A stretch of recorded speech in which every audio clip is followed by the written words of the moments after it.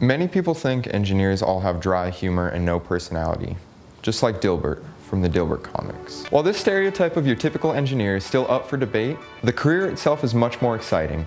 Hi, I'm Logan and this is The More You Know.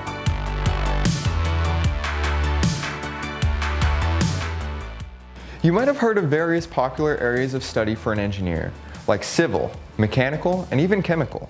While these engineers might focus on different specialties, they all share one thing in common: working with limited resources to solve a complex problem.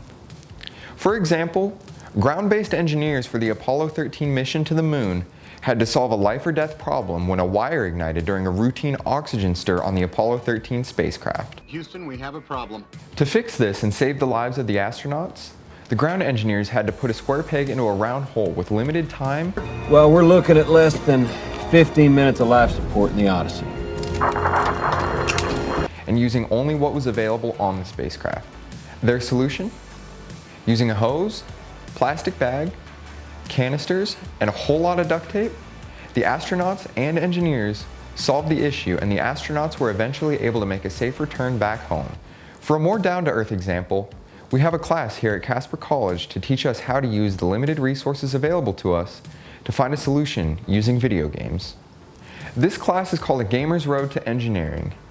In this class, we learn a turn-based action-adventure game that none of us have played before to go from our starting position to our end goal.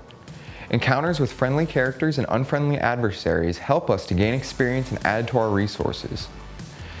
We utilize our resources and our varied skill sets to play as a team and solve problems and/or win battles. Luckily, we don't have to go through a real life or death situation to figure out how to put a square peg into a round hole. There are plenty of other ways to practice problem solving. The main goal of every engineer, and honestly if you think about it, everyone else as well.